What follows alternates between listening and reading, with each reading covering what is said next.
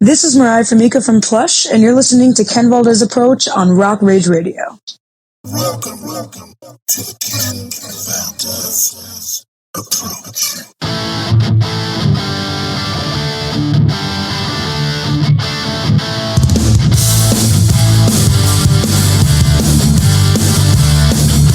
Hey, welcome on in. It's your boy KV coming at you from my Soul Renegade Sound Studio right here in Minneapolis. I am welcoming you to the Ken Valdez Approach. I have such a cool guest for you this week, man. I can't even take it. His name is St. Paul Peterson. Prince gave him that name. St. Paul and his family, they are world renowned. They are just so highly respected in the music business and among their peers, among the players in this industry. They have worked with everybody from Prince to Fleetwood Mac to Bob Dylan to George Benson to Steve Miller Band to Peter Frampton. I mean, the list goes on and on and on and on. But St. Paul, the youngest of this bunch, in my opinion, turned out to be the freak of the family. This guy is a multi-instrumentalist. He's a producer. He's an educator. He's a podcast host. This guy is just, he's a jack of all trades, and he's one of my dearest friends. In fact, to say that I owe him so much is an understatement. This man has taught me so much about music, about life. Man, he's incredible, but let's just go ahead and stop there and get on into this interview. What do you say about that? This, my friends, is my conversation with one of my dearest friends, St. Paul Peterson, right here on The Approach. Hey, here we are with St. Paul Peterson, my big bro, hanging out. What are you doing, man? How have you been? What's going on? Man, it's about time you got me on this show. I've been waiting for how long you been on the air? See how I turn things around on you there. Oh, man, come on now. Where have you been? Where have you been? I've been working on a new record, man. Yeah, you have, man. I have. I got a brand new record out that came out June 24th here in the States, and it came out in January in the rest of the world, as they say. But, man, it is so good that we finally connected schedules, and I'm happy to be on your show finally. Dude, yes, absolutely. Man, there's so much. There's so much to talk about. I mean, where to begin with you and your career. And Well, I knew you when you were a little kid. That's How about me. that, when you first came here? Yeah, that's right, man. That's right. You were originally a friend of my nephew, Isaac's. Yeah, and Isaac played drums for us, man. And gosh, that was a time. That was a time. We the 3520 crew, and that's goodness right. gracious, man, I'm still hungover. Is that right? That was one of them bands, huh? Oh, man. You know, where we lived on Lake Minnetonka, man, you had all those mansions and stuff, and then you had our little Gilligan's Island hut. And I swear, man, any given time of the day, that thing was lit like Vegas, and it was just Is that right? Wow. Oh, my God. Wow. I'll never forget it, man. I haven't heard those stories. You'll have to tell. Man. I might have to plead the fifth, bro. I understand. You're a family man now. That's some incriminating shit right there. I understand. Yeah, man. Yeah, dude. So you have a new record out. I'm trying to figure out where to even start with you because, bro, I know that your career is it's extensive. And not only that, your family they're legends. They're icons here in the state of Minnesota and Minneapolis and Minnesota music. Man, let's go there, actually. We'll start there just a little bit, and we're going to work our way on into you. Your family. Mm-hmm. Your family is legendary. Minnesota Music Hall of Fame.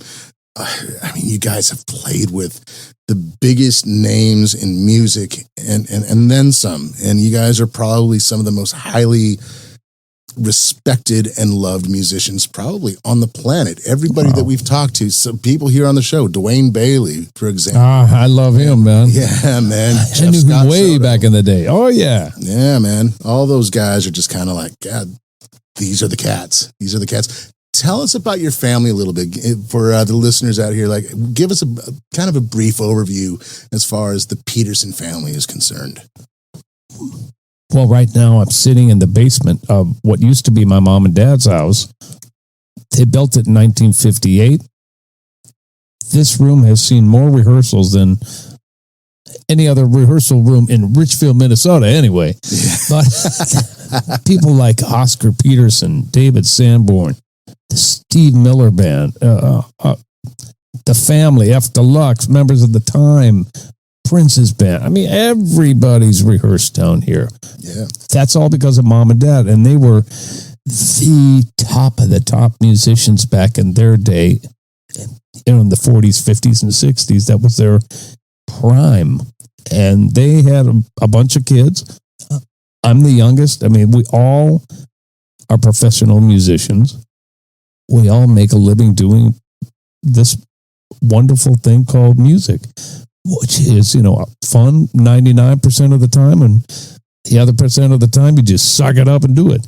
But we love playing with each other. We love coming back to this basement and rehearsing. We live and breathe music. And I've learned so much from my brothers and sisters and, of course, my mom.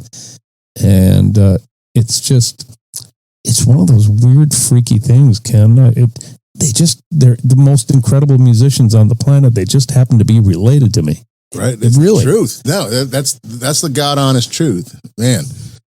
I mean, it's insane. Like, you think about the names just right there. You're throwing out a few, but I mean, you start talking about cats like, Fleetwood Mac. Ricky's playing with Fleetwood Mac.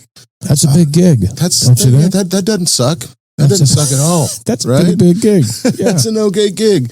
There's a guy named Prince, right? I mean, the brothers at one point were essentially the Steve Miller Band. Right? Three of us. Yeah. Three Peterson. Talk about pleading the fifth, buddy. I can't tell you any stories from back in those days. Oh, my goodness, man. My liver still hurts from those days. Yeah. Oh, my gosh, man. Yeah.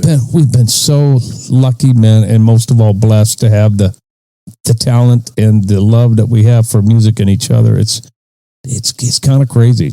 It really is. I mean, it's an honor to even just know you guys, and I mean, let alone, I consider y'all, extended family, and it's just, the level of musicianship within that family.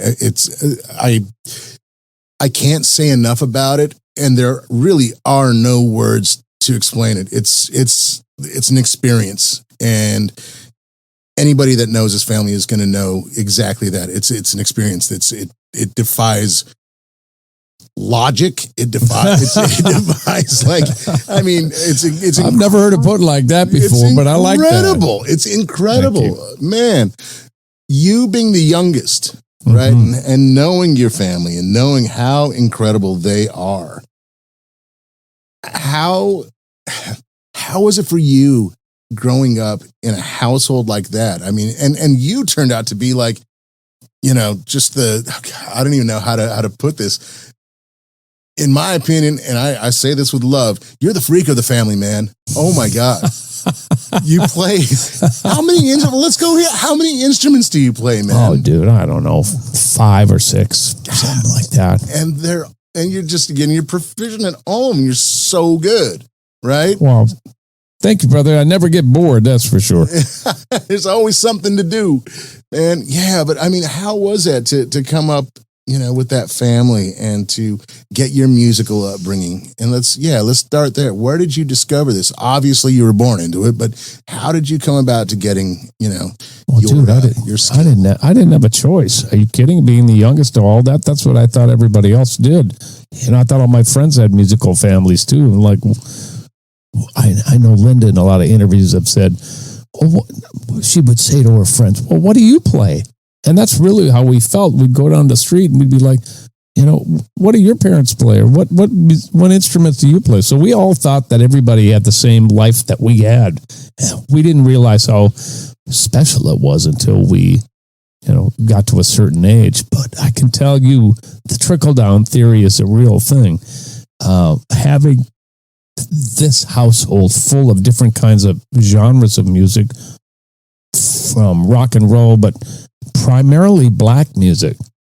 You know, we got a bunch of Norwegians that just love black music, from bebop to R&B to funk. It has been the staple of the Peterson family. It's what we've are attracted to, are passionate about, feel as part of our soul is, you know, it is black music. It's just been unbelievably great to be involved in that, and I don't know what else to say about it, but it's just what we love, and that's what we that's the approach we take to everything that we do, is from that soulful place. I love it. I love it. Yeah, and you guys do it very, very, very well. Now, obviously, there's a giant Prince connection here.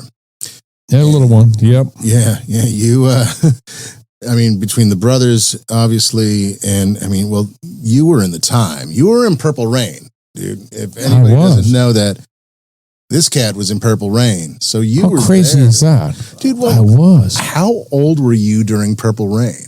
Dude, I think I was 17 or 18 years old. Insanity to me, man. God. I know. Well, I looked at my kids when they were that age, and I'm like, you ain't ready. I wasn't ready. Although I had been playing in bars for a few years and all throughout my high school career with family bands and with my mom. And so I was a little bit more prepared, but how can anybody be prepared for that? No one knew that was coming. I thought, oh, cute, this is going to be a cute little movie. And, you know, I just hung on for dear life, and then, bam, exploded. Yeah. I mean, it's really fun to be a part of. I bet, man. I mean, but your story goes on. You actually have a bit of a legacy with Prince when you look at it that way. Can you kind of give you, like, I guess, like a timeline of your working with him, or how you became affiliated, how you got into the time, and what happened after that? I graduated high school and went on vacation up to drink as much beer as I could and be naughty. And I got a phone call from my brother-in-law, who I was in his band, and he says, I have an audition for you in the time. Get your butt back here from vacation. And I'm like, can it wait? He's like, no. So I came back here to this very basement I'm in. I'm supposed to get a tape a week ahead of time and learn a few of these time songs. And I got the cassette tape the night before I was supposed to do this audition. So I crammed, which is kind of my style anyway. You know, I like to learn the stuff, you know, pretty much right before I do it, so I don't forget it, and it's fresh in my brain. So I did that and went into the audition, got a call back. The next day, Prince was there, and he and Jesse Johnson hired me on the spot, and the next thing you knew, we were picking out swatches of clothing, going through swatches of clothing for Purple Rain. It was crazy. I went home and I'm like, Mom. You came in like right there. You came in like essentially at Purple Rain. This was it. This was like, how great is that? What timing is that? That's like divine intervention. Bam! Go ahead and go right there. Okay. Yeah. Works for me. Here, everything's gonna blow up right now, and you're in the thick of it. At 17, God, you got to be kidding me, man! Wow. I wasn't ready, man. But they got me ready. They got you ready. They got me ready. How was that, man? That experience? It was brutal. How so? I come from a family that is primarily more bebop and that encourages you to take musical chances and to improvise, right? That's what it's all about. Sure. Interpret the songs the way you want to play them. Well, that's not how the Prince camp works. And I just had to, not only was I thrust into a new situation, I was also thrust into a new way of thinking about music. Funk music to me was more R&B, and I went to the best college of all time. That, you know, if you wanted to learn the funk, this is the way to do it. Total immersion. 6-7 days a week, 12 hours a day, full on, drink all the Kool-Aid, and just become part of the brotherhood that was the time, and just be open and learn and do your gig. And that's what I did. And it was a great learning experience all the way through my time in the time and beyond, because we can get into that too in a little bit. Absolutely. So, I mean, after Purple Rain is going on, there was a bit of a dissolve with the time. If I remember correctly, Morris went and wanted to do a solo thing. Yeah. And smart timing for him, probably. Really? Why do you think that would be the case? Probably got a lot more, well, a couple of reasons, in my opinion, and I'm guessing here. But first of all, he probably didn't like the fact that I was in the band and the other guys were in the band. Those weren't his brothers that he grew up with. Sure. Those aren't the original members. So everything changed. And he's like, F this. This isn't what I signed up for. And then after Purple Rain blew up, people come knocking on the door with some real green. And I'm sure it wasn't the same green. And again, I'm guessing here. Right. I'm sure it wasn't the kind of money that Prince was paying him at the time. And he went, "You're going to give me what?" And he left, and rightly so. It was good timing. If you wanted to do something like that, I understand that decision. So bye-bye. That would be the time to go with the time. But that actually makes a lot more sense to me right now, just thinking about that. Yeah, if you could go solo, do it there. Yeah. His brothers were gone. The band wasn't the same, so he's like, "I'm out." Right. I don't blame him. And we've had conversations about that, and I read his book, which I thought was really well done. If you haven't read the Morris Day book, it's fascinating. It's a really good book. I actually read it a few years ago when it first came out, and selfishly, I was looking for me in the book. I'm like, what did this dude say about me? Right. He said nothing about me. And I was like, I think he saved me some hassle, actually, by not including me in the book.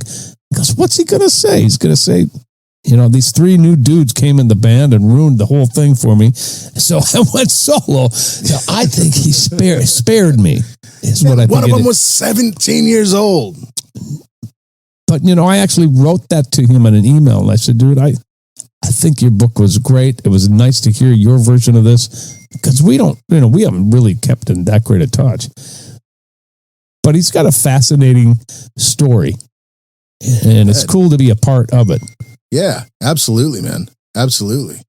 I hear that. What happened when he left, man? I guess I'm kind of leading towards the family at this point. Oh, yeah. So he left. Jesse Johnson left, who was the main guitar player in the time, and he got a deal over at A&M Records and took what a couple of badass player too, man. Good. I just got to work with him again, dude. In LA, 35 years later, we got to work together, but we can get to that too. Sure. He ended up getting signed to A&M Records. He took the keyboard player with him. He took the bass player with him. So Prince sat us around in a semicircle of the people who were left, and he said, "I'm going to do a brand new band with you guys." And he wanted to not leave us holding the bag with nothing to do. So he created this band called The Family, and he said, "You're going to be the lead singer." And he pointed at me. And his girlfriend at the time, Susanna Melvoin, ended up being in the band, and so did Eric Leeds, who went on to play with him for many, many years. Tenor saxophonist, great arranger, great guy, and that's how that whole the family started. And he would send me cassette tapes of the songs he wanted me to learn. I had to learn his inflection, his delivery, and just cop as much of his vibe as I could, because I wasn't a seasoned singer, so he was trying to lead me down a path that would save a bunch of him having to come in and deal with it. He said, just do your best and copy this as closely as you can. Copy the vibe. And obviously my voice is going to come through no matter what, but right. to cop his inflections was not a dumb idea, because he's the funkiest man in the land. Who wouldn't want to have that kind of direction? Right. So I did exactly that, and I worked closely with David Z, a producer that has been so close to my family for years and years and years. And he really taught me the ropes about how to sing in the studio. And Jelly Bean would be sitting right by him. So we cut that record. I hardly knew Susanna yet, but those guys, she cut her parts at different times. Prince played all the instruments, had that record written, I don't know, in a week or two. Oh, my God. He was that prolific in writing the best songs of his life at that point. That is quite possible. Well, I mean, it is my favorite Prince offshoot, no matter what. But that record was life-changing for me. Really? Yeah, I didn't man. know that. Yeah, dude. That's the funkiest record. Oh, man. I think about it all the time. You know, just like those were probably my favorite Prince tracks, man. Mutiny. God. Yeah. Funkiest song probably ever written. Right next to the Payback by James, right? You know, fun to play to this day. I get to play that all the time still. That song just slays me. And you guys were and it kills the audiences still. They absolutely love that track. Some of them don't know what the hell it is. Oh, man. But by the time they get in halfway into it, they're like, wow, freaking out. They out of breath because they're dancing so hard, man. That's right. That's what you do. You make them feet move, Paul Peterson. Yes. That's what you're supposed to do. That's right. You guys also did the first version of Nothing Compares to You. We did. That is a little known fact. But your listeners don't know anything about that. They're probably, well, no, he did not. Well, go look it up. Yeah, go look it up. That's the truth. He wrote that song, and again, got delivered to my house. I sat and listened to it. It was a full band thing. He cut all the drums, keyboards, bass, vocals, and it got to my house. I learned the thing. We went back into the studio. I went with David Z, cut the vocal with him, and then they shipped it off to this guy by the name of Claire Fisher, who was a great string arranger, did a lot of stuff with Rufus and Chaka Khan, at the suggestion of Susanna Melvoin, who knew of those records. And she and Prince were listening to all that, and she made that suggestion, and Prince hired him, and that song became the most dramatic, cinematic. The whole record did really heartbreaking ballad of all time that wasn't widely known from the family, but when Sinead got a hold of it, everything changed. Well, how did that make you feel, though? Like, I'm totally curious about that, because, I mean, obviously, Sinead had a huge hit with it.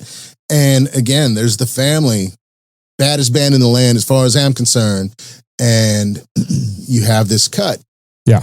How did that all kind of play out with you? I was so far out of the band by that point in time.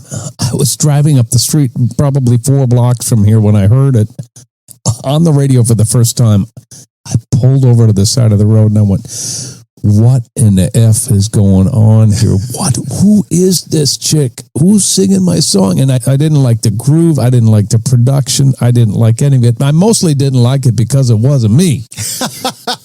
I'm just going to be honest. There it is. No, but why not be honest? I'm like, this sucks. Right? This sucks. I hate this. And 90% of the reason why I didn't like it is because I was jealous. That should have been me and the family doing that, but I made a decision in my life that, you know, that was not going to be possible. And that's cool. That's just part of the ride of life, isn't it? But it really is. And you look back on it now, and I'm grown up enough to say, Ken Valdez, that, you know, the reason I didn't like it is because it wasn't me. And people wouldn't know that it was the family who did that song first. Now, check it out. That song, to me now, production-wise and all that, I see so much value in why they changed the groove, why they did what they did for her. And they did an incredible job for her as an artist on that song. Sure. They updated it. They turned it into a more, I don't know if you want to call it hip-hoppy beat, but more modern beat for that particular point in time. And no wonder it was a hit. I don't know if my version or the version Prince did, I don't know if that ever would have been a hit because there was no groove, there was no drums. If you recall, they stripped all the drums and bass and everything out, and it was keyboards and strings and totally cinematic, like I said. That ain't fit for KDWB and all the top 40 stations, but Sinead O'Connor's version was. And she sang the hell out of that song. Yeah, she did. Hard for me to admit that. Oh, man. And and it's so funny to hear that because, in that same breath, man, I could say I might be biased, man, but I absolutely prefer yours. That's so do I, frankly. Yes. I do prefer mine as well still, but I see why hers worked, and I'm glad. And I told Prince that. I said, this is probably 25 years after it was a hit. We were hanging out. We were talking about publishing and people covering his songs, and he hated it. He said, did you like Sinead's version? I went, not particularly. He said, neither did I. Yep. The voice. Oh, yeah. Man, wow. Mm-hmm. Wow. Oh, man.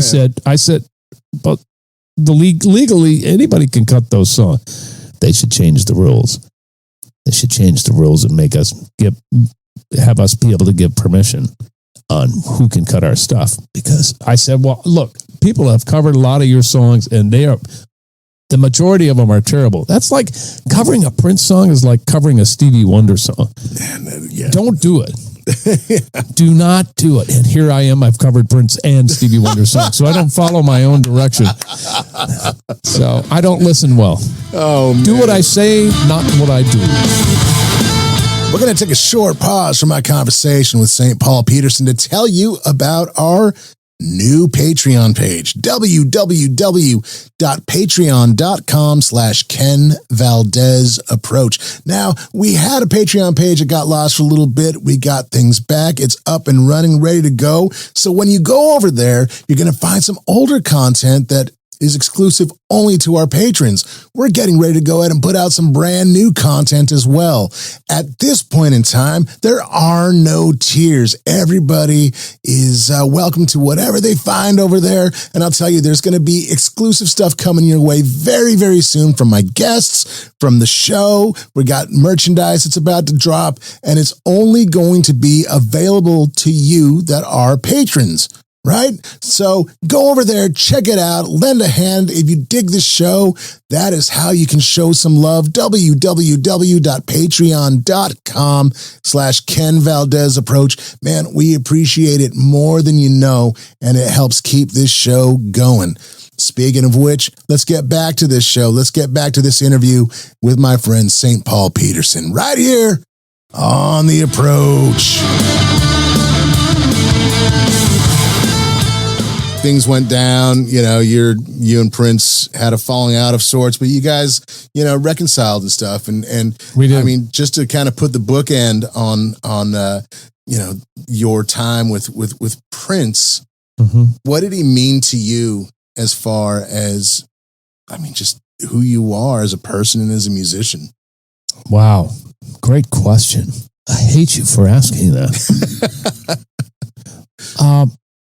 He was a great educator to me. Not only did I learn about the funk, but I learned about songwriting, production, marketing, business. It was like a whole 4-year degree in the short amount of time that I was there. And he never would verbally say these things like this is, why he did what he did with the marketing and or dressing the band this way or coming out and doing articles, just to gain and maybe saying different stuff that would just gain attention.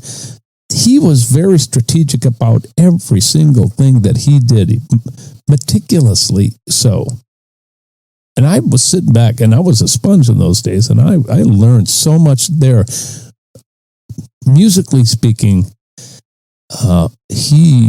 he was just a freak, and like you said, in a good way. He was a freak. He was an alien. There's many aliens I've met in my life. Eric Gales is one of them. He's public enemy number one as far as I'm concerned. He that guy is prime alien. He is, and I've known him for 30 years. And these guys who are of that caliber, they're on another plane. To put it nicely, they are completely on a different plane. And if you can, or planet, as we like to say, Sure. and if you can orbit their planet for an amount of time and, take bits of information and knowledge from that situation, no matter how, if you had good experiences, bad experience, but you turn them into something that is meaningful to you and then turn it around and make it music in your own life. That's what I got out of it. Wow. For the short amount of time that I was there, he made a huge impact on my life. God, man. Yeah, absolutely. And those are some potent words, man. Those are very heavy words and great words. So, wow. Thank you for I'm super grateful for everything that he did for me, but not only for me, but for my family. My brother Ricky produced a bunch of records out there. After I left in '85, Prince hired Ricky to be the staff producer out there. And of course, me being the little brother, I tagged along and I was right back in the fold again, even though Prince and I weren't talking together to each other. Right. And I played on a bunch of records at Paisley Park for a number of years until Ricky's gig ended. And, big thanks to Big Brother for always letting me tag along. And I mean, some of those records that I played on at Paisley Park are the favorite records I've ever done. The George Benson record. Got to play with my idol, and sometimes they say don't go meet your idols. Well, I met my idol, and he was the nicest cat, and he loved everything we played. I got to write a song with him. We had dinner. It was unbelievable. So I have nothing but good stuff from my days there. Yeah. Oh, man. Yeah. George Benson is just, the man. You have played on so many records, man. Which are the ones that really stand out to you? That one. That one. Yeah. I can see why. He's just one of the greatest of all time. That's all. But you really have, though. You've played on so many records and so many records that have done remarkably well. But the ones that stand out to you, the ones that really matter to you. You got a top 5? Oh, boy. The Benson records, plural. Wow. Are up there.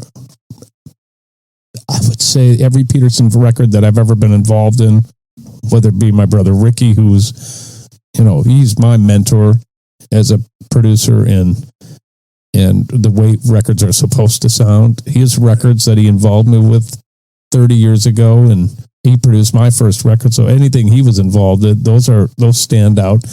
Those times with him in the studio, gaining knowledge and watching him work and watching him work with other people. Huge learning experience for me. See, he allowed me to do that. So any record I was on of his was always great. And like I said, out at Paisley, I got to play on Mavis Staples' record, one of my favorite records I've ever played on. Man. Yeah, that stands out.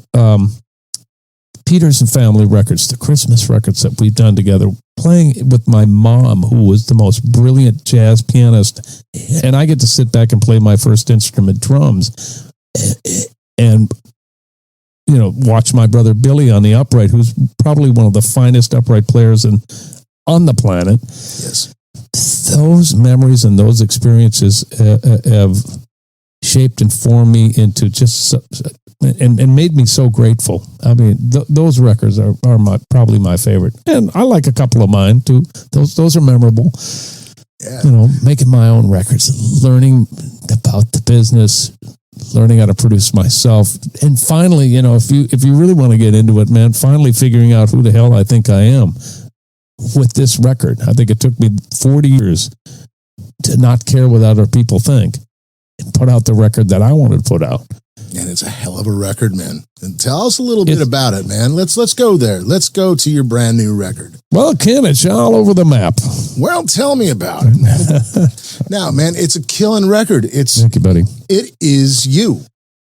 I've is. known you for several years now, and I consider you just a mentor, teacher, friend. Just, you are my big brother, man. Yeah, and this record is St. Paul Peterson. I'll put it this way. If anybody is trying to figure out who St. Paul is, what St. Paul is, go check out this record. It's right there for you. That is St. Paul Peterson. This is a quintessential St. Paul Peterson record, but it also gets to the heart of you, I think, as an artist, because it really does showcase all that you have, man. Yeah, which is so much, and great tunes, man. Oh, thank you. Yeah, Thank yeah. you. When did this all kind of take place? How did it all happen? Where'd you record? You know, the whole night. Yeah.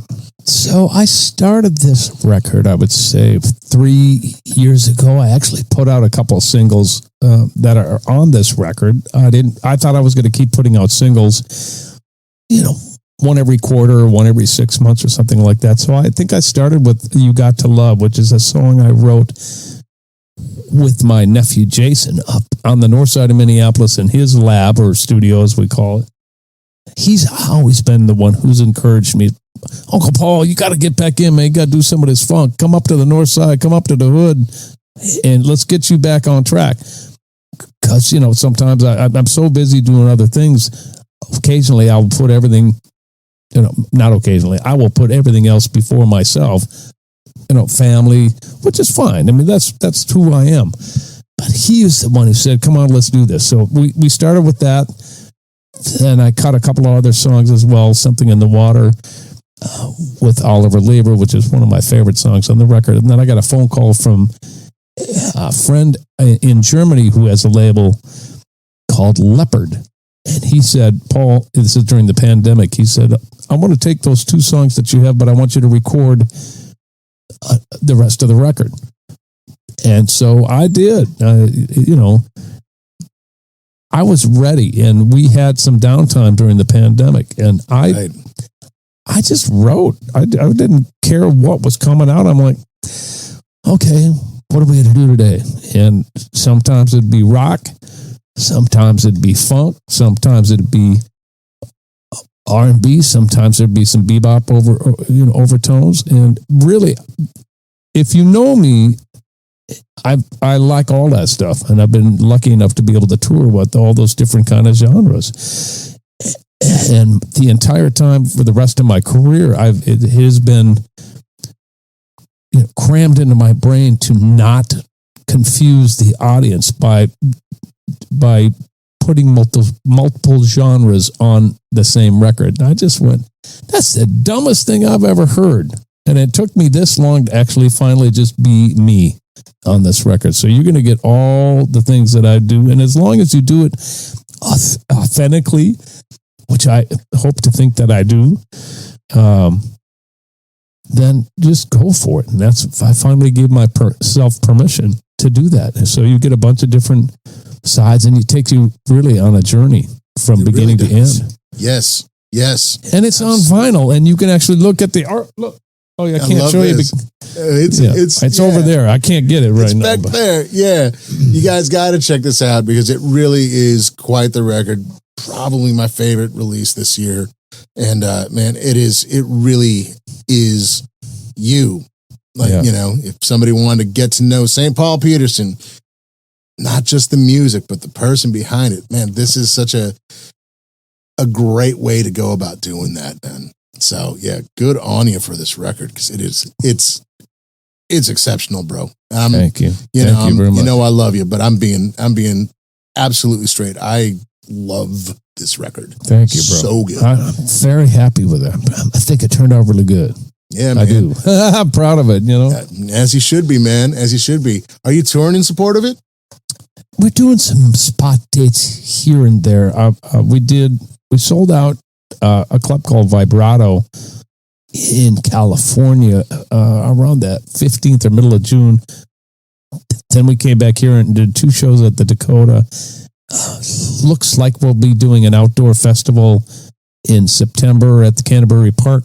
Nice. On September 2nd. I'm hoping that's going to transpire. We're just waiting on a couple of things, crossing the T's and dotting the I's, and make sure that's all good.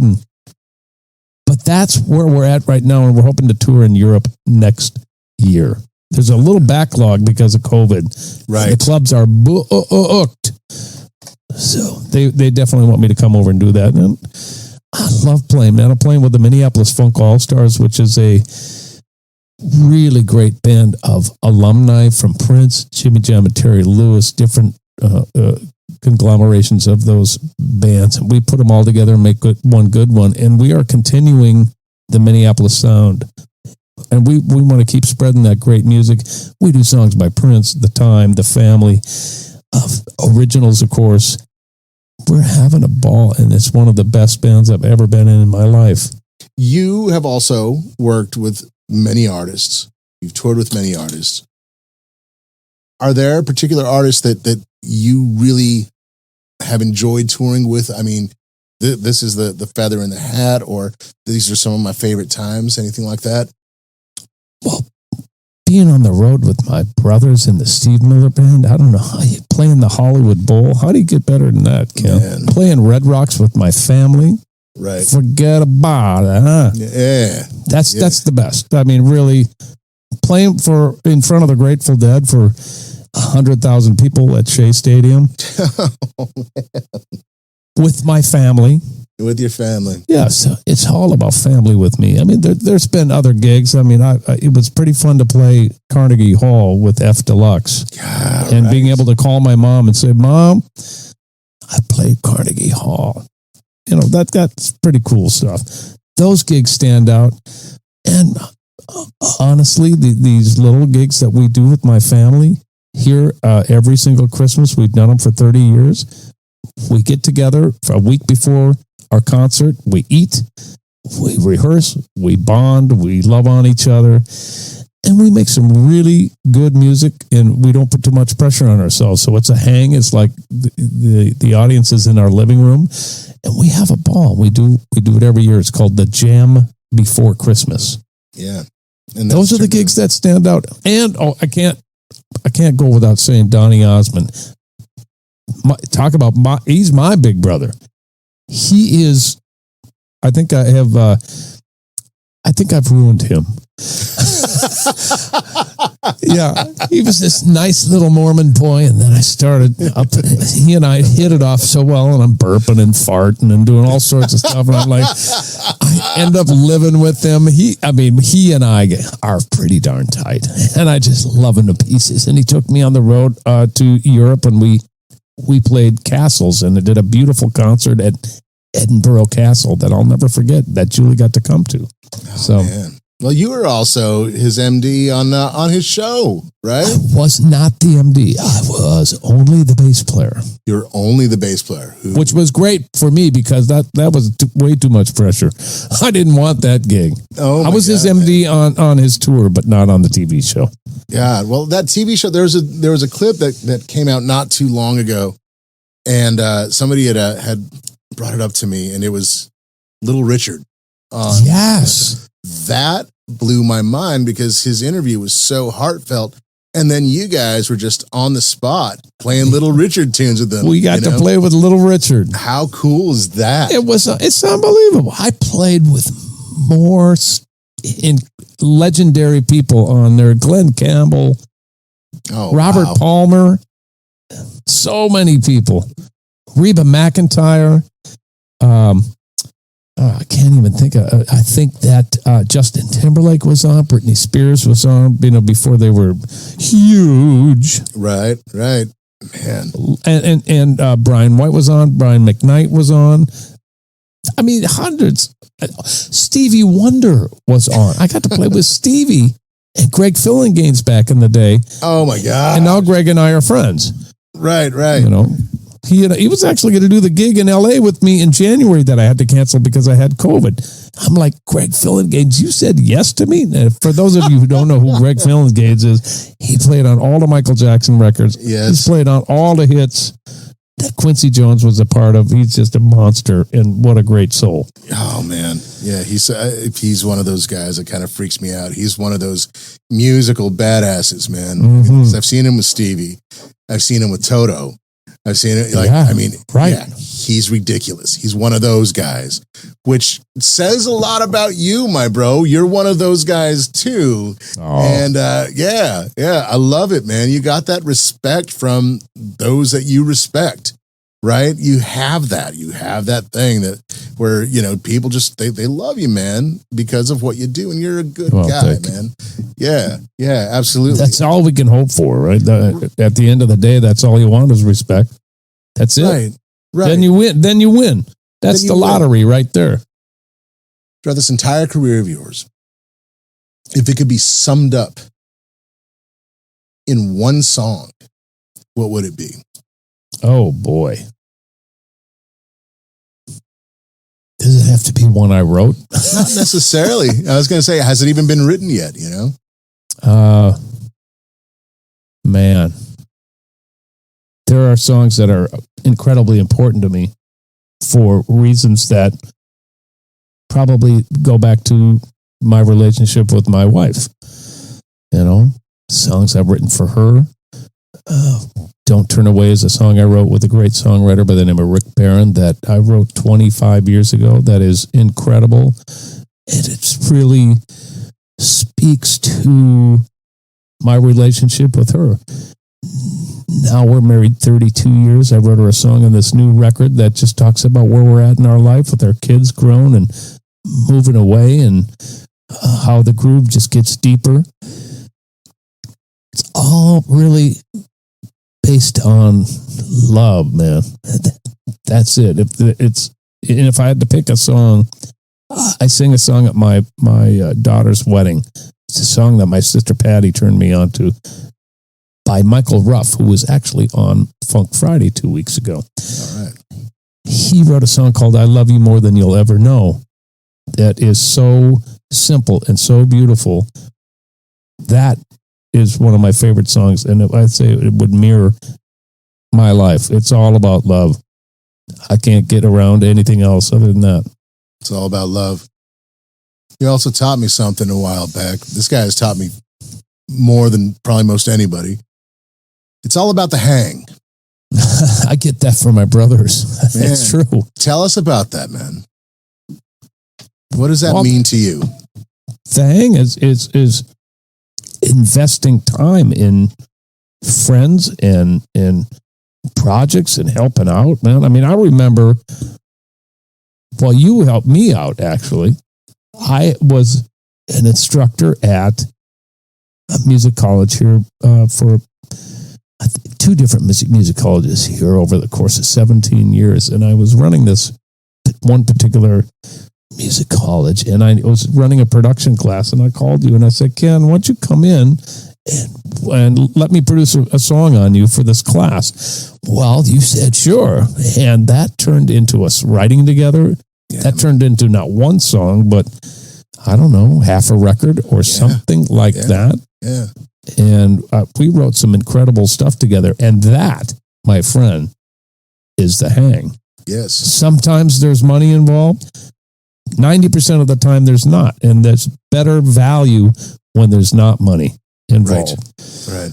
Just because you're investing in a friendship, you're investing in someone else, you're pouring into someone else, man. If you can do that as a teacher and as a mentor and or just a friend, like you could be hammering nails on somebody's deck if they need you, be there. Yeah. That's what the hang is. Man. I mean, well, it was extraordinary because we, kind of talked about your brothers, and it's so interesting. The more I think about this, man, about just this, not trying to make it a me thing. Why not? But just your show. Yeah, that's right. It's my show. What you got tattooed on your arm there, little brother? It's Soul Renegade. First song you and I wrote together, man. That's right. I would say that is a pretty important thing, man. It really is, man. I mean, that song is very autobiographical. And, man, got a chance to work with two of my favorite just artists ever, you and Doyle Bramhall, right? Right. That's insane to me. But I think back, man. I think back to my time here in Minneapolis, which started 20 some odd years ago, and realizing how much your family has been a part of my life within that time frame.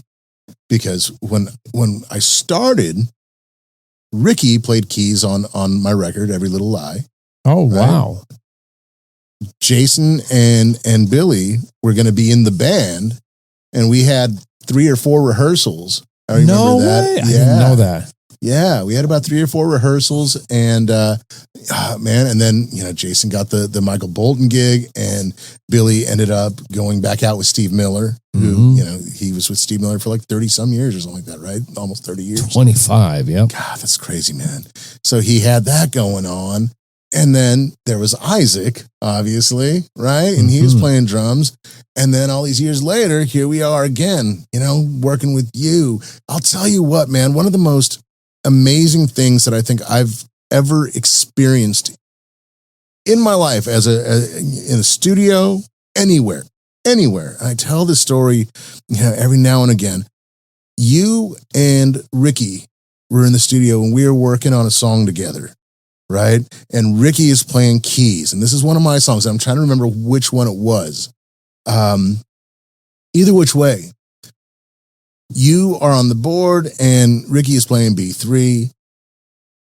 And whenever there was something to punch in, or if there was something that was going on, or if he was rushing or whatever it was, you guys would like stop, probably say 2 words, and it didn't make any sense to myself or the class. You guys would like finish each other's sentences or like read each other's brains, and it was frightening.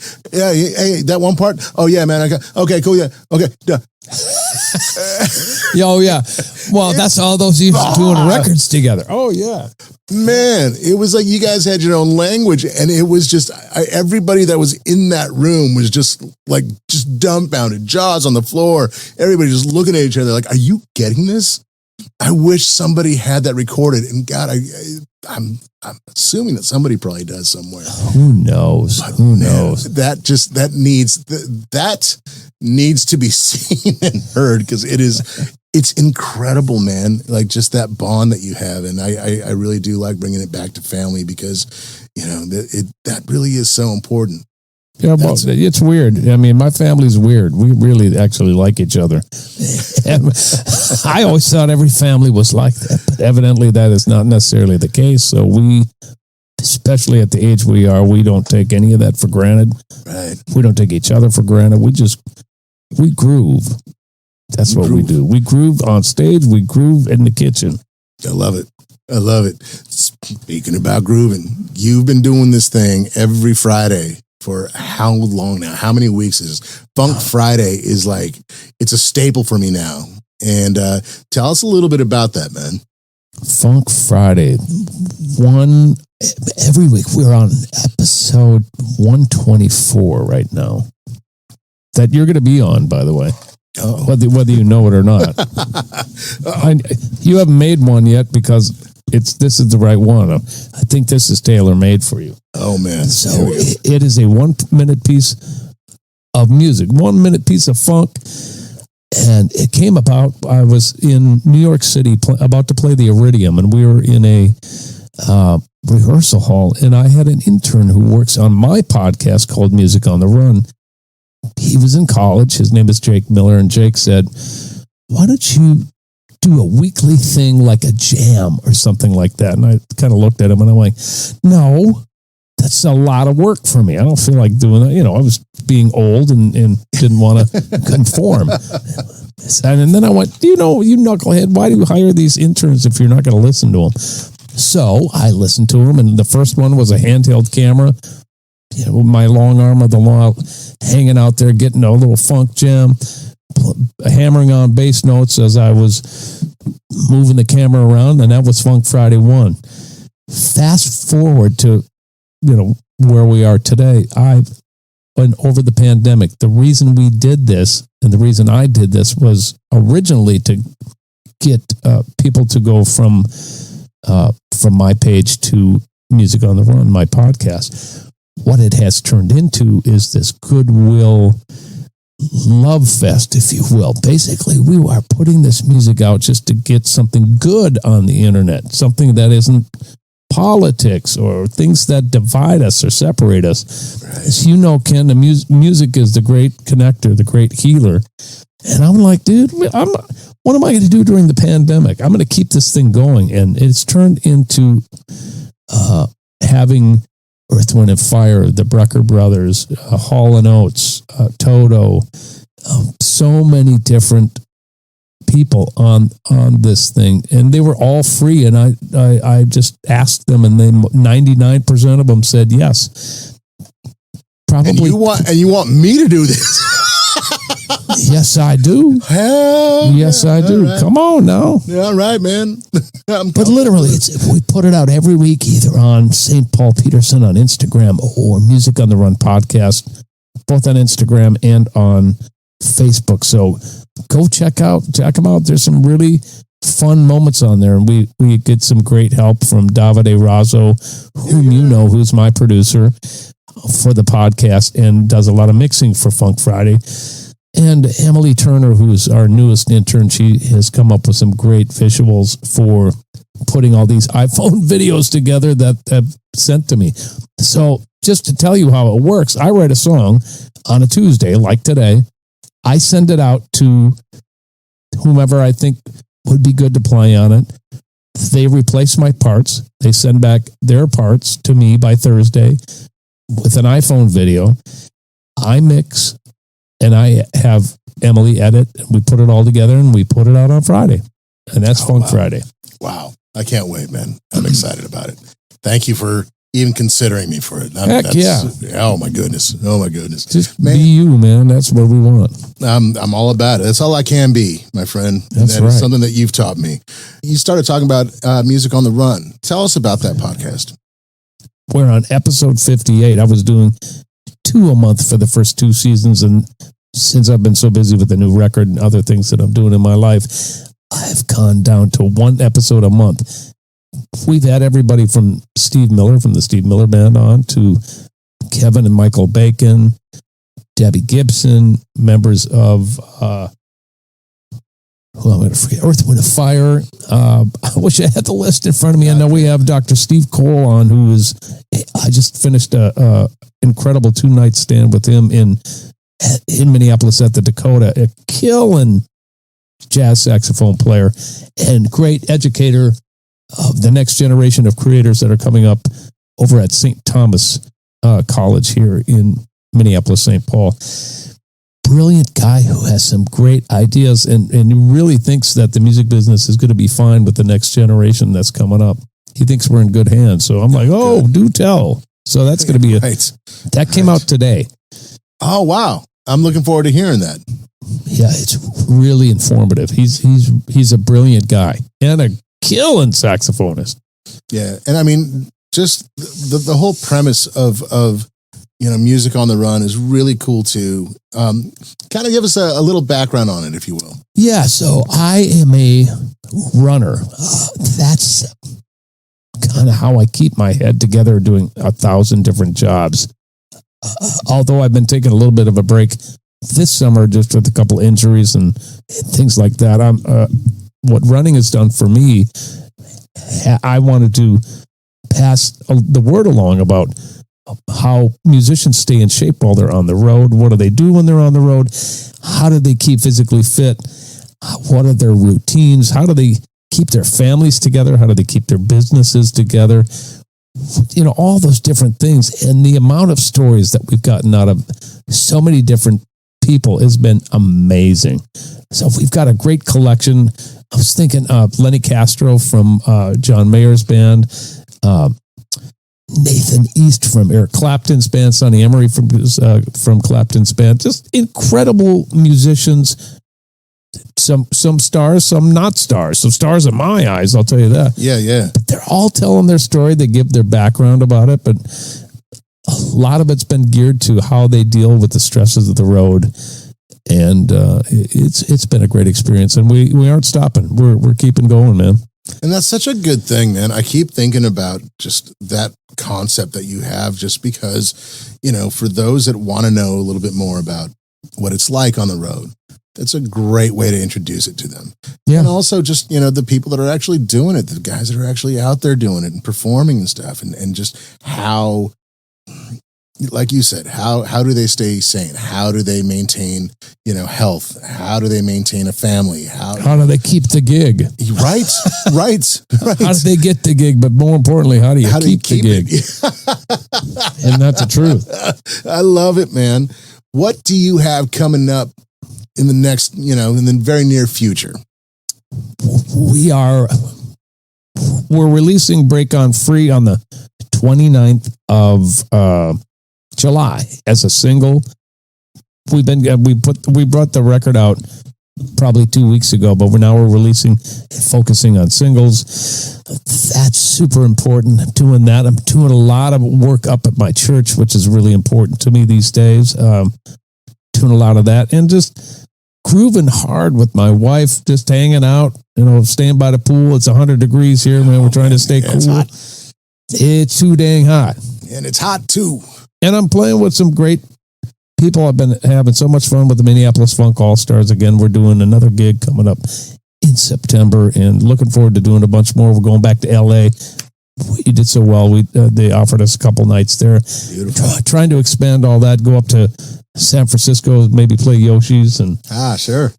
Yeah, just enjoying the summer, man.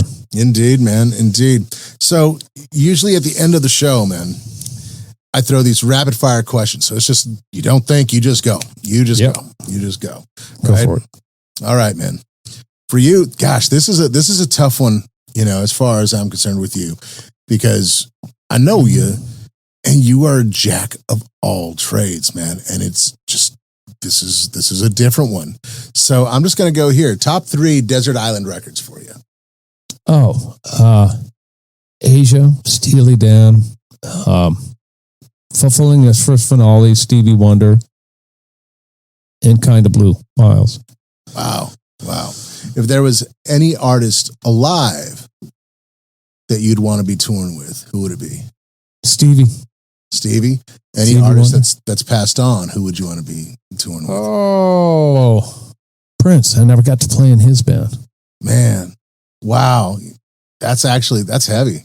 It is. Yeah. He asked me once, but he said I had to become a vegetarian, and then we both laughed, and I wasn't in his band. That wasn't going to work out for me. I said, "Why don't you meet me at the steakhouse, and we'll talk about it, Prince." Oh my gosh, man. The stories. Just the stories. Man, I'm going to go here. Favorite Prince story that you have? That's one of them right there. That's great, man. Yeah, he called me up to his office after I'd been at Paisley Park with Ricky. I wrote him a note and I said, "Prince, thank you for all that you've done for me and my family. I know we haven't gotten along necessarily, blah, blah, blah, but I just wanted to get a closure on this and say thank you for all you've done." Of course, I got a phone call the next day. He said, "Prince wants to see you." So I went back to Paisley Park, went up to his apartment up there, had me wait and stew for half an hour before he decided to show up. He said, "What are you doing?" I said, "What do you mean? Do you make a living in music business?" I'm like, "Yeah." He said, "Well, do you want to play in my band?" I said, "Tell me more." He said, "Well, it's going to be an all meatless band because that mad cow disease is going to get you." It was right during the mad cow disease thing. My God. I said, "Prince, no, man. I'd love to play in your band, but I'm not going to become a vegetarian." He just wanted to get me under his thumb. So that's one of my favorite stories. Wow. That's so good, man. That's so good. All right, man. Let's see. Favorite gig that you've ever done? Oh, man. How about the last one with my mom? Love that. I love that. It was at Edina Country Club. She was mostly bedridden, kind of checking out. And I got her to put on a dress, come to our Rotary party and play the piano. She went from little old lady to the most grand dame of all times the minute she started tinkling the keys. And I did my first gig with her there when I was 15, and I did my last gig with her when she was on her way out. And that was the last gig we did together. Here we go. If you could put together an all-star band. I already did. Wow. That's the one I'm playing with right now. That's not a bad all-star band at all. All right, man. Here's the last one. If there was one song that you wish you wrote, what would it be? Nothing Compares to You. Wow. Mm-hmm. Wow. That's amazing, man. That's amazing. My bro, I can't say enough about you, and I can't thank you enough for everything that you've done for me. You're everything to me, man. You are my mentor. You are my friend. I love you so much. You're family, man. Where can people find you, bro? Where can people, find your music and get in touch with you? Sure. Go to paulpeterson.com. We have, the brand new record, signed merch, all sorts of fun stuff there. Instagram is St. Paul Peterson. Facebook is also St. Paul Peterson. Twitter is also St. Paul Peterson. That's all that. You can also find the other information about Funk Friday on those various sites and Music on the Run as well. And Kenny, you're a good dude, man. You're my little bro. Proud of everything you're doing. Oh, man. Love to see your family growing like that. It's just super fun. Although we don't get to see each other all the time, I'm always proud of you. Man, well. Hey, well, there you have it. I want to thank my special guest this week, St. Paul Peterson, my big bro, my mentor, my friend. I can't tell you enough about this guy. I think the world of him, and I owe him so much. He and his family, my extended family, they are brilliance, excellence personified. Paul has a brand new record out. It's called Break On Free. You can find that everywhere right now. Go visit his socials. Go check out his record. The Minneapolis sound is alive and well with him. Plus, it goes so much further beyond that. And if you see that he's coming to your town, man, go check it out. Check out that excellence. It is brilliant musicianship all the way around. And it's just a damn good time. Speaking of a damn good time, you can go check out my website at www.kenvaldez.com. Over there, you can find out more about my music. I got some tour dates coming up, people, and I'd love to see you. You can find some merchandise. You can find out more about this show. And, of course, you got links to my socials, and I love hearing from you. So go check that out. Go say hi. I will get back to you. If you like this show and you want to lend a helping hand, we got our Patreon back, www.patreon.com/KenValdezApproach. On our Patreon page, you can find nothing but exclusive content not available to anybody else other than our patrons, whether it be the old school stuff we have or the new stuff that's coming down the line. We're going to be releasing some really, really cool merchandise. And man, there are no tiers right now. Not yet anyway. So it is free reign. Whatever you can do, whatever kind of love you can throw our way, we'll take it, man. Absolutely. So check it out, www.patreon.com/KenValdez. That's about it, everybody. Until next time, be good to each other. Take care of one another. Bye-bye. I'm reaching out, Lord.